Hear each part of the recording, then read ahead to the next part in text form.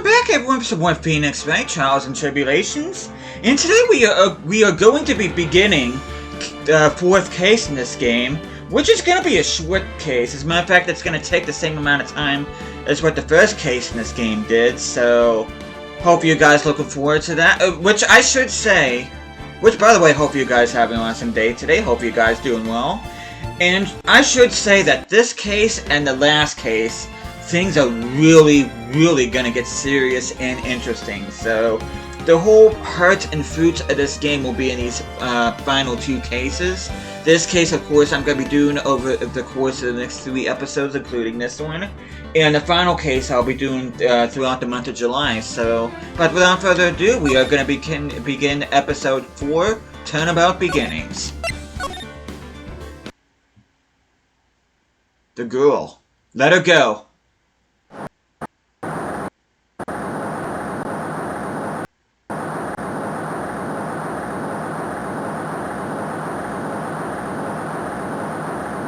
Shut up. Come closer. And I'll kill her. Sorry. But you're not going to get the chance.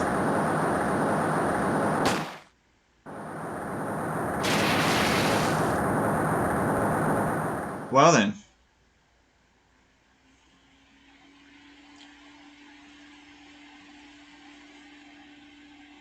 There's Phoenix. I'm reading through the file of an old court case.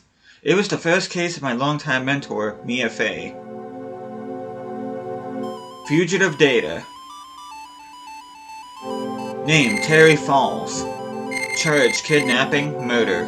Sentence, death penalty. Fugitive moments. After escaping, Falls met with and then murdered Sergeant Valerie Hawthorne. Recaptured on Eagle Mountain about 8 hours after his escape.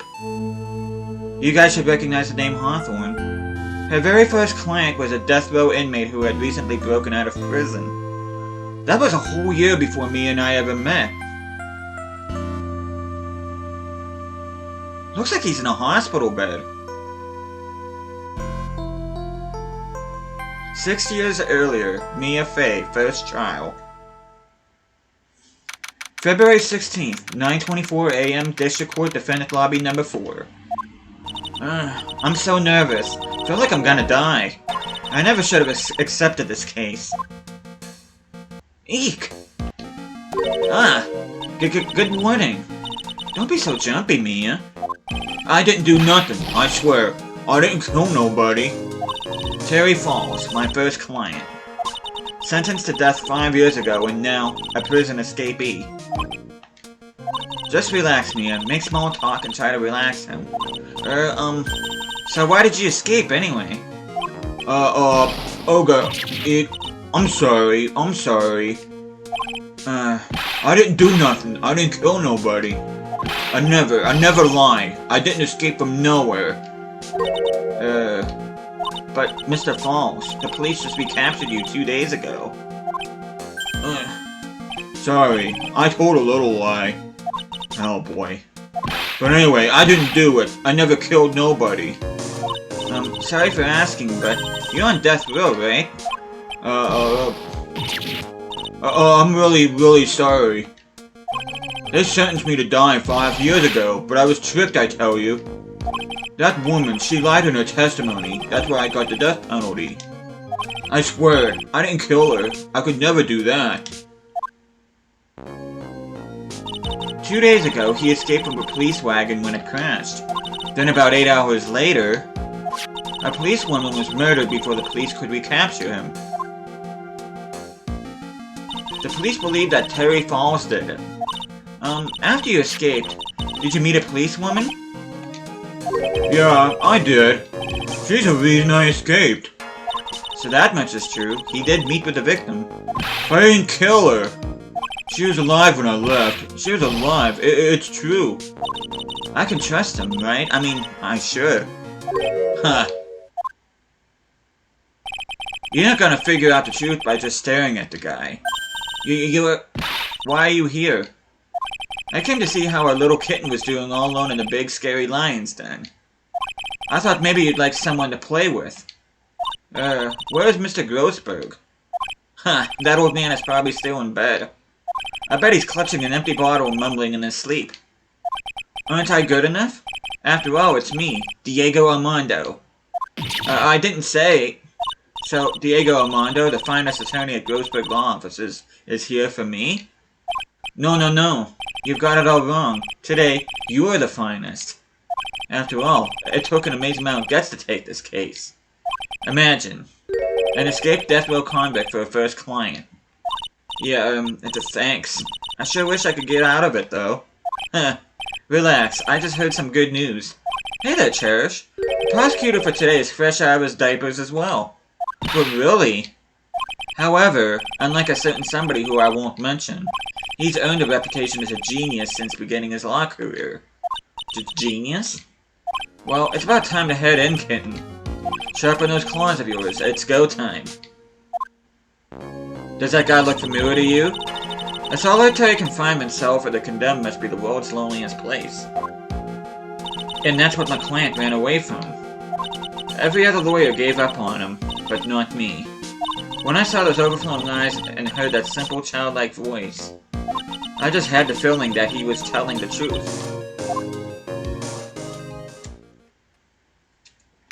February 16th, 10 a.m. District Court, Courtroom Number 4.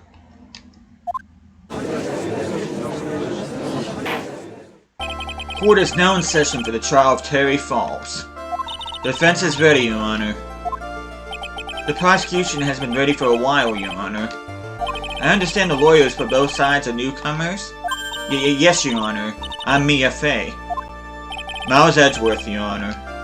So you're the new prosecutor everyone is talking about, eh? They say you joined the prosecutor's office at quite an early age. At 20, Your Honor. Guess our little kitten hasn't earned herself much of a reputation yet, huh? Come on, Mia. You can't lose. Not to someone younger than you. Humph. Young people running a trial. I'm not too sure how I feel about that. Now then, the defendant in this case is currently a felon on death row. 2 days ago, he escaped from a police wagon. Is that correct? Precisely. But the defendant is not on trial for escaping prison. On the day that the defendant escaped, a policewoman was murdered. So we're here to determine if Mr. Falls was responsible for her death? You got it, kitten. Well then, Mr. Edgeworth, let's hear your opening statement. Yes, Your Honor, it was 5 years ago. The defendant, Terry Falls, was sentenced to death in this very court. His crimes were kidnapping, extortion, and murder. The girl he threw off the bridge was only 14 years old. A truly horrible crime. I remember it well. There was no decisive evidence that the trial was long and protracted. Correct. But in the end, what finally decided the case was a certain witness's testimony. A witness's testimony.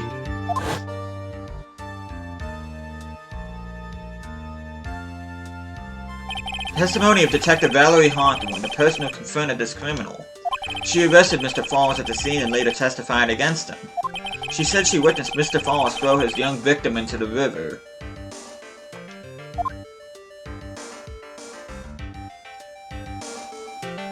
For those who are not aware, Eagle River is well known for its powerful current. Most bodies have fallen and never recovered. So Miss Hawthorne's testimony was the one that put him away. That policewoman you just mentioned, that wouldn't be exactly the victim, the same woman that was killed 2 days ago. Police Sergeant Valerie Hawthorne. Aha, I see. The man who was sentenced to death based on a testimony escaped 2 days ago, with only one thing on his mind, to take revenge against the woman who convicted him. Aha! The truth is becoming clear to me now. Huh? Yes. It's quite obvious that the defendant is guilty. Objection! Well, wait a minute, that's not right. At least hear the case before you decide on the outcome, Your Honor. Watch yourself, Miss Fey. I'm not sure I care for your word choice or your tone of voice. Young people these days simply don't know how to respect their elders. Why, you're even younger than me, you hypocrite. Now then, Mr. Edgeworth, please call your first witness. I call the detective who was in charge of the initial investigation of this case. Hey there, Gumshoe. How long has he had that bandage on his chin? Or should I say his jawline? Witness, state your name and occupation. Gumshoe, Dick Gumshoe. I'm the homicide detective in charge of the case, sir. I finally got promoted to Detective Division half a year ago. I don't believe anyone asked you about that. Hey, ma'am, you got any idea how much work it takes? What is it? You. You're really gorgeous. Excuse Excuse me. Her face, oh my god. No, seriously, my heart, it's aching for you. Detective, pull yourself together and try to be professional. Otherwise, I'll write you up on contempt so quick that something other than your heart will ache. Okay, I got it. Now, Detective, tell us about the incident. Yes, sir, right away. The victim was Sergeant Valerie Hawthorne, a veteran on the police force. She was stabbed in the back with a knife and died from excessive blood loss. That much is already stated in the autopsy report. The court would like to hear more details about the incident itself.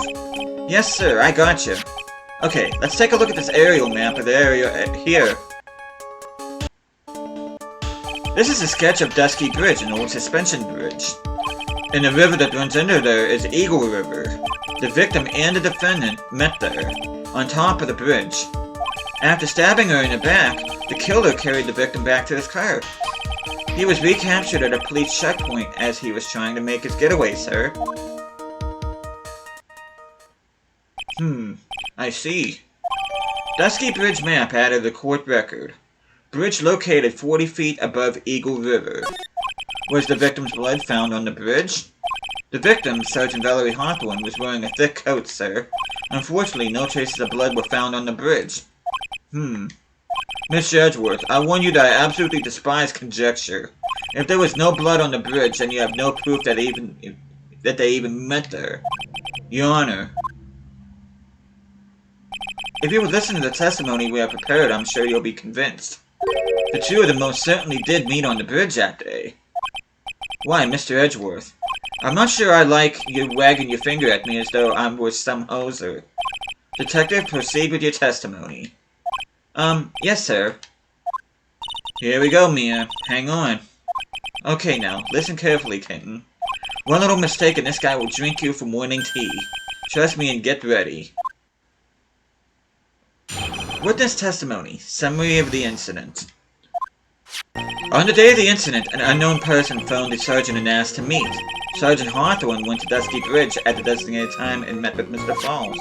And that's where she was brutally murdered, sir. The criminal stuffed her body into his car trunk and tried to make a getaway. Mr. Falls was arrested at a police checkpoint we set up at the base of the mountain.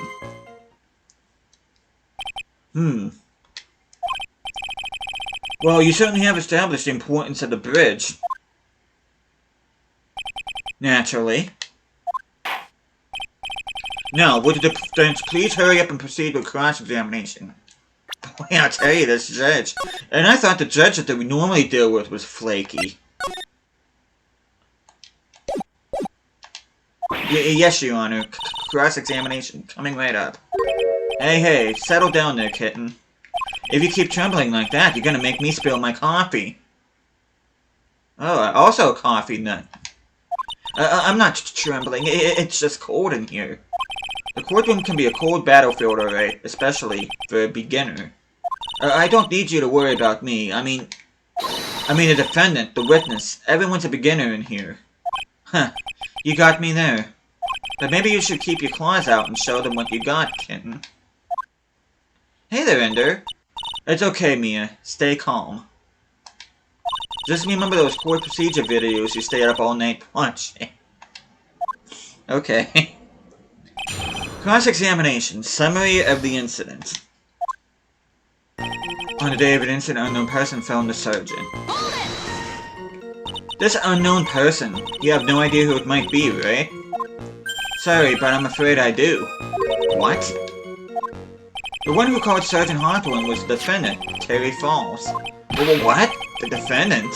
The defendant called her? Sergeant Hawthorne was a very thorough person, sir. She left a note about her phone call with Mr. Falls. A note? Yeah, a top-secret memo that she left in her desk. Victim's note added to the court record. Confidential police material was written by the victim.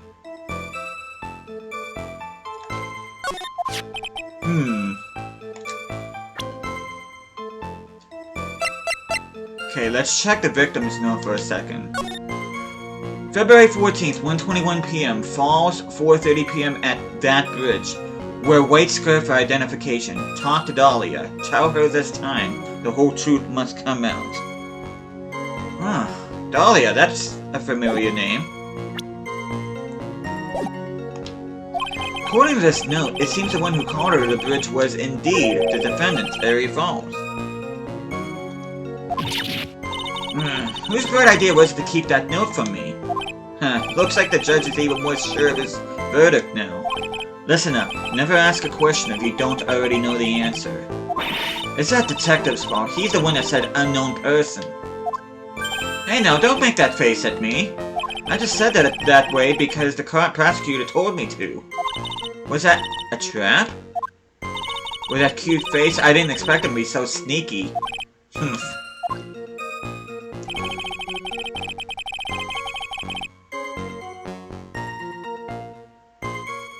Okay.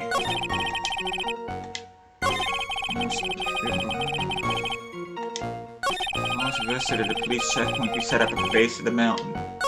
Listen up, kitten. There's a big trap waiting for you in that testimony. I'm gonna go ahead and save.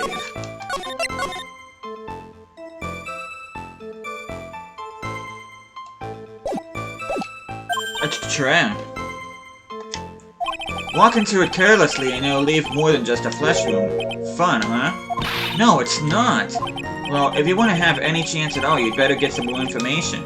And if you're gonna get caught in a trap, it's best to get caught early. You can always look for contradictions afterwards. The ever famous contradictions. I sure hope I can find some of those. Okay. Criminal stuff. Okay. Mr. Falls had a car then. Well, that bridge is way up in the mountains, ma'am. The defendant and the victim both went up there by car. I mean, how else, right? What? You mean the defendant drove his own car? No, of course not. It was stolen. He stole it from a young couple that had been waiting at a red light. Car thieves. Not sure how I feel about car thieves. Is this guy sure about how he feels about anything? This is a photo of the stolen car's trunk. Whoa. Naturally, that's the body of Valerie Hawthorne in there. Whoa, that doesn't look too comfortable. She's freaking dead. I don't think comfort is the least of her concerns right now. Crime photo added to the court record, a photo of the trunk of Falls' car. The victim, she was stabbed in the back, correct? Yeah. For some reason, men always seem to get stabbed in the back. We're talking about a woman here. You can't tell from this photo, but the knife was stuck in her back nice and firm. The condition of the body when it was discovered is very important information. Detective, was there anything strange and noteworthy in the trunk of the car? Here's a photo of the trunk, but I don't see anything strange. Do you? Anyway.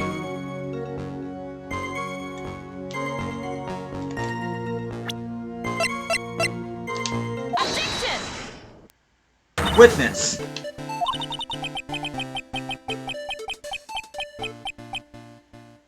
What is it? Do you have something to say, Miss Faye? I'm sorry, I totally forgot what I was gonna say.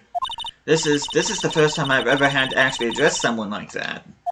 You should have practiced before coming to court. Honestly, Miss Faye, I'm not sure I like this.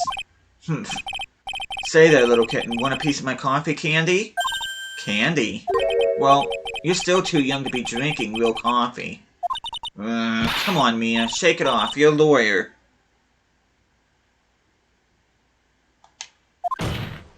Detective. Yes, ma'am. This photo. You said that there was nothing peculiar about it. Is that correct? Yeah, that's what I said. Well then, I suggest you take another look at the note written by the victim. The note? It very clearly says, wear white skirt for identification. The caller must have forgotten what the victim looked like. Thus, the special request. I have one very simple question for you, Detective. Where is the white skirt? I can't seem to find it in this photo. Well, to be honest, we didn't find it in the trunk, ma'am. And you stopped there? You should have looked for it. Poor Gumshoe. The caller told her where to identify herself, so I'd expect she did just that. Well, Mr. Edgeworth, what do you have to say about this? I see the defense is a little lacking. The scarf you are searching so desperately for, is it this one, perchance? Ah. But where did you find that, sir? On Dusky Bridge. I was there first and decided to conduct my own investigation. But why? Why didn't you tell me? I made a decision to keep all pieces of evidence in my personal satchel. It's the safest place I know. That hotshot sure has a flair for the dramatic. It's not exactly white, as the caller requested. But as you can see, it's close enough for what it was intended for. Looks like it spent some time in the mud. Not surprising it was drizzling on the mountain that day. Prosecutor Edgeworth. He was intentionally hiding that scarf the whole time. The court will accept the scarf into evidence. Scarf added to the court record, worn by the victim at the time of the incident, found on Dusky Bridge. Now, if the attorney for the defense has finished embarrassing herself, I'd like to move on with the testimony. That is alright with you, isn't it, Miss Fay? Boy, would I like to wrap the scarf around his smarmy little neck. Very good. Now if we're done with this mud-covered scarf business, the prosecution moves to establish conclusively and with hard evidence that Miss Hawthorne and Mr. Falls did indeed meet on that bridge that day. Further, we will show exactly what occurred there. That sounds quite promising. I can't wait to hear all about it. Everything is moving at his whim. Don't forget, Kenton. There's a reason why everyone considers this kid a genius. A genius, huh? Witness testimony. Events on Dusky Bridge. Actually, there's an eyewitness who was there when the incident took place. This photo was accidentally taken by the witness. It shows the Vic wearing the scarf, sir. It was drizzling that day. Unfortunately, it's a little hard to see what's going on. Excuse me. Anyway, the criminal shoved the victim down from behind and stabbed her in the back. That must have been when the scarf fell off.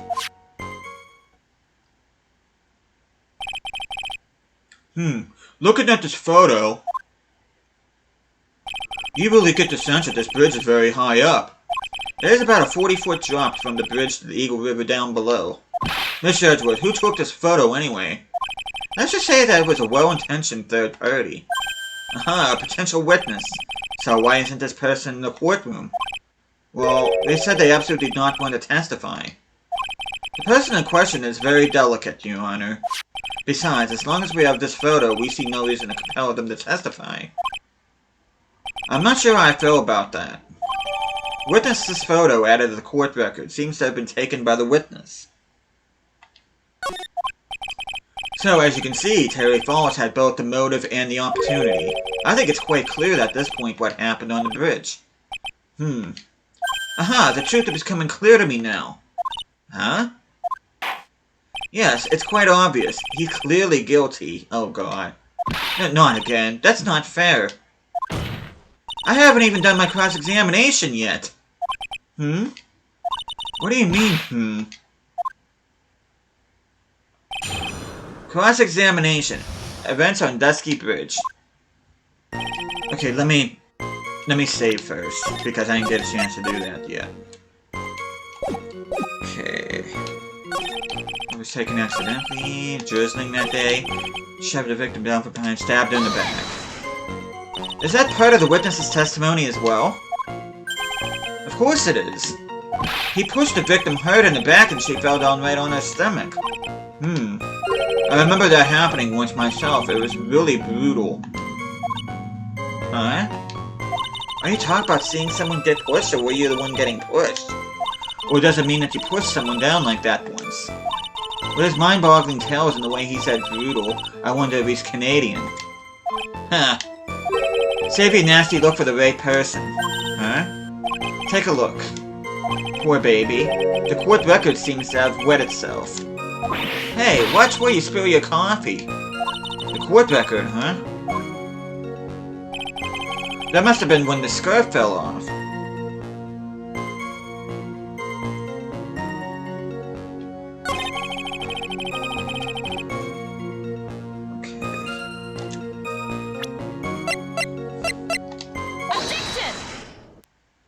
So at the time of the crime, there was a light drizzle coming down, correct?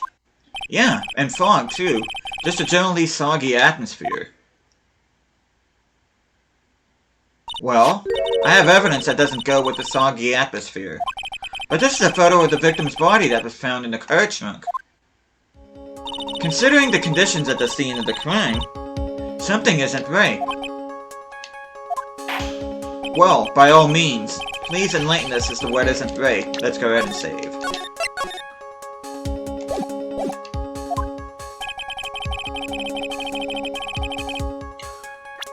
Oh, I didn't get a chance to read that. I kind of looked away. Oops. Well, what isn't right is the coat. Naturally, the answer is right here. The victim's coat? As far as I can see, there's nothing strange about it. That's exactly what's strange. Recall the testimony. What were the conditions on the bridge that day? It was drizzling and foggy. Dusky bridge was all wet. If the victim really had fallen down on his stomach on top of the bridge, then the front of her coat should have been covered in mud. That's exactly right. The other day I fell on a muddy street and my gorgeous playoff beard was befouled. Oh god. I do admit that the crime scene was quite wet that day. However, that doesn't mean that the top of the bridge itself was muddy. If Your Honor had fallen in the shower instead of on a muddy street, your glorious hockey beard, part of the legal league, would be wet but not muddy. Fortunately, I've yet to test that, still your point is well taken. Can you prove that the surface of the bridge was muddy that day? The surface of the bridge, huh? I think we can. A real man wouldn't stand for a taunt like this. Neither would a real woman. Of course I can. Here's the evidence that proves the surface of the bridge was muddy. The evidence is this scarf. Ah, it should be obvious. If the scarf fell onto the bridge and got this muddy, it means that the bridge was obviously covered in mud. No, I can't be outwitted by this novice bimbo. Hey, same to you, buddy. Mr. Fay's assertion makes perfect sense to me. I do admit that there appears to be a contradiction between the condition of the victim's coat and her scarf. However, the real question is, why is there a contradiction? Huh? For every contradiction, there exists an explanation. Let's look at what the explanation in this case may be, shall we? Oh, alright. It's not like he's really giving me a choice here. You're doing pretty well, for a little kitten. Mr. Armando. No matter what he says, a contradiction always comes down to a lie. It's either the victim discovered in the trunk, the witness's photo showing the defendant and the victim, or the witness's testimony that stated she saw the moment of the murder. Just relax and think it over. It's pretty simple, isn't it? The false evidence. It's one of those three. What you said just now, I'm not sure I like that. That wasn't me, Your Honor. It was the coffee aficionado over there that said it. This court is not in the habit of accepting false evidence, you know. Blame it on him, Your Honor. He's the one trying to slip false evidence into court. But we won't let him. We'll expose his evidence as the flimsy scam it really is. Yes. The false evidence in this case is the witness's testimony. It is a no-brainer. Obviously, it's the witness that's suspicious. During his earlier testimony, the detective pointed out a crucial fact. The criminal shoved the victim down from behind and stabbed her in the back. Now, is that testimony exactly what the witness claims to have seen? Yeah, that's what the witness told us. That testimony is filled with holes. After all, the victim's coat isn't dirty at all. That's true. Ha! It's not just true, it's the truth. If there was a truly decisive witness in this case, I'm certain that boy Wonder over there would have called him in the first place. Your Honor, the defense requests to cross-examine the eyewitness. The testimony presented so far is not only vague but contradictory as well. Well, Mr. Edgeworth, It appears that we'll need to hear from your mystery witness after all. Should brace yourself for the brutal truth. Your Honor, the prosecution has no intention of hiding the witness from the court. We are prepared to present our witness at any time. Very well. Please bring forth your witness at this time. And we are going to stop here. Next time I see you guys, we will be seeing who the eyewitness is. So hope you guys are looking forward to that. But thank you guys so much for watching this. Hope you guys are enjoying the series so far. I'll be seeing you guys again next time.